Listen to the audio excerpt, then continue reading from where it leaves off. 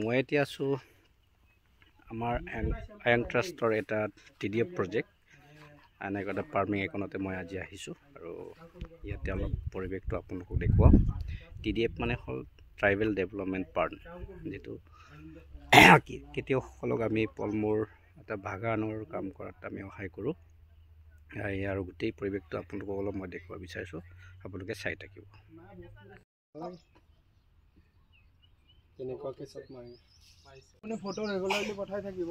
তাৰপিছত আপোনাৰ ছবিটো এই কালি পঠাই দিম বস্তুটো। কালি এখেত আহি আপোনাৰ ছবিটো লৈ ল'ব। হেৰি কি হ'ল, এই আগৰ পে'মেণ্টটো দিয়া নাই যে। কোনটো? এই দুমাহটো। সেইটো পেণ্ডিং হৈ আছে, ৰ'ব। মই বিপদত পৰিছোঁ নহয়। নাই, সেইটো কৈছোঁ। সেয়া হৈছে ফল-মূল বাগানৰ এটা বাৰী। ইয়াতে ইণ্টাৰক্ৰপিং আছে, জলকীয়াৰ পৰা ধৰি শাক চব্জিৰ পৰা বিভিন্ন ধৰণৰ কোৱা বস্তু ৰোৱা হয়। আৰু লগতে এই গোটেই পৰিৱেশটো আপোনালোকে চাইছে এই বাৰীটো। ইয়াতে আছে মধুৰিআম, আমলখি আৰু লিচি আৰু বিভিন্ন ধৰণৰ হেৰিৰ পৰা ধৰি ফল-মূলৰ বাগান আছে। এই গোটেই বাৰীটো আপোনালোকে চাইছে। এইটো হৈছে খেতিয়কসকলৰ এইটো বাগান হয়, ফল-মূলৰ বাগান। এবছৰ আগৰ পৰা এইটো ষ্টাৰ্ট কৰা হৈছিলে। বৰ্তমান এতিয়া যিটো আমলখিবিলাক, মধুৰি এইবিলাক ফল লাগিব ধৰিছে আৰু মধুৰিবিলাক অলমষ্ট লাগি গৈছে।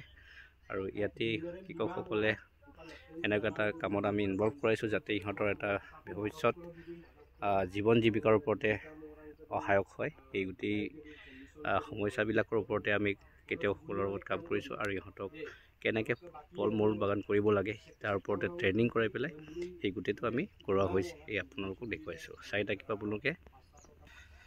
মই আহিছোঁ আমাৰ যিটো এটা নিজস্ব এটা নাৰ্চাৰীৰ ভিতৰতে। ইয়াতে পুলি আমি নিজেই প্ৰস্তুত কৰা হয়, আপোনালোকে চাইছে।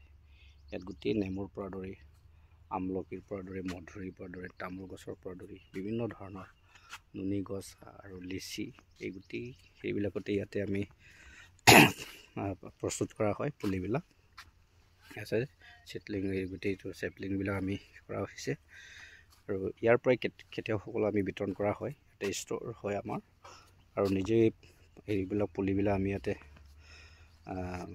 গ্ৰ' কৰা হয়। আৰু আপোনালোকে চাইছে ইয়াতে গোটেই গ্ৰীণ হাউচ আমি বনাই পেলাই ইয়াতে আমি গোটেই হেৰিটো কৰা হয়। আৰু এইটো চাইছে আপুনি ফল-মূল, এইবিলাক হৈছে আমাৰ TDF প্ৰজেক্টৰ ট্ৰাইবেল ডেভেলপমেণ্ট ফাণ্ড। ইয়াতে কৃষকসকলৰ কাৰণে আমি প্ৰস্তুত কৰা আছে। এইটো এটা হৈছে, এইবিলাক হৈছে কাটিং লিচি, এইটো লিচি চেপলিং হয়, ইয়াতে ষ্ট'ৰ কৰা হৈছে। আপোনালোকে চাইছে অলমষ্ট ইয়াতে পুল লাগি গৈছে, য'ত চেপলিং হেৰিতে, কাৰণ এনেকৈ কাটিঙৰ পৰা যদি প্ৰস্তুত কৰে তেতিয়া সোনকালে গুটিবিলাক লাগে। সেইকাৰণে এনেকুৱা এটা বৈজ্ঞানিক পদ্ধতি এইটো বস্তু কৰা হৈছে।